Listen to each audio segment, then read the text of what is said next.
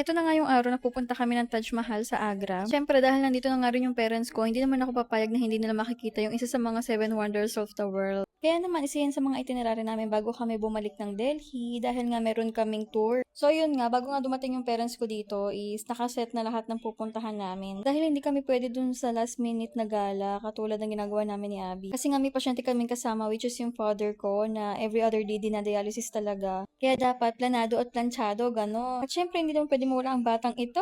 Ang isa sa mga pinakagalang apo nila na halos ilang buwan pa nga lang is kung saan-saan na nakakarating. Pero honestly, sa totoo lang, ito yung mga time na masarap pa silang dalhin sa labas. Kasi ang routine lang nila is matulog, dumede, ganyan. Tapos pag birdsay lang, ngiti-ngiti lang sa'yo, ba diba? In short, hindi pa sila talagang makulit. And para nga sa amin ni Abby is, kahit saan na kami magpunta, gusto namin lagi nga din siyang kasama talaga. Hindi lang dahil baby pa siya, pero kung ano man yung mga nararating na lugar namin, gusto namin kasama nga siya and na-explore din niya ganyan. Alam kong hindi niya maaalala to, pero parang para sa amin is malaking factors din ng growth niya. Yung na-expose siya sa labas, sa mga tao, sa environment, ganyan. Para hindi rin siya maging sakitin. So guys, ngayon nga lang ako makakasakay sa ganitong klaseng tren na parang halos bus nga sa loob, 'di ba? And ang travel time nga pala namin is 9 hours. Mabuti na nga lang is kasama na yung lunch and dinner dito. Then meron silang snacks na binibigay din. So yun nga kagandahan dito, hindi ka magugutom mga mi. And actually, ang magiging kalaban mo lang talaga dito is boredom. Kasi nga ang tagal ng biyahe, 'di ba? 9 hours mga te. Tapos anong gagawin mo ng 9 hours? Nakaupo ka lang. Pwede ka namang tumayo, pero saan ka pupunta, 'di ba? So wala, ang ginagawa lang naman is manood ng movie, ganyan, mag-sightseeing. Tapos ito, syempre, yung mag-aabang ka ng food trip, kung ano ibibigay sa'yo, ganyan, lafang-lafang ka lang.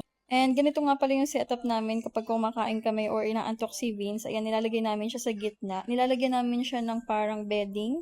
And then, doon namin siya pinapahiga. Kaya kahit nagbabiyahe kami or kahit sa sasakyan, pag nagbabiyahe kami, komportable naman siya kasi meron siyang higaan. Alam niyo ba guys, nung mga oras na to is nagrereklamo na sila kasi ang tagal nga doon ng biyahe. Sinasabi nila na bakit daw ganun, yung mga pinupuntahan naming lugar is mas matagal pa daw yung biyahe kaysa doon sa mismong pupuntahan namin. Hindi pa nga kami nag-i-start kasi sa totoo lang parang warm up lang to dahil nga meron kaming 9 days tour na binook nga sa North kaya nga pupunta kami ng Delhi after nung Agra. Kaya good luck naman talaga sa kanila. Hindi nila na-expect na ganito kalayo or kalaki ang India. Hindi nila na-expect na yung trip pala namin is iikutin namin ng India. Ganun. Akala kasi nila mag-i-stay lang sila sa isang lugar. So, ayun. Kaya ipinagdasal ko na lang talaga na sana makayanan nila yung 3 weeks journey nila. And sa awa ng Diyos, isa-survive nila yon. So, sa mga susunod na araw or linggo, ayun, i-share ko sa inyo yung mga pinuntahan namin. Sana sipagin ako at magka-oras, diba? Kasi sa totoo lang, marami-rami to. Hindi lang talaga ako makapag-edit kaagad. Kaya abangan nyo na lang.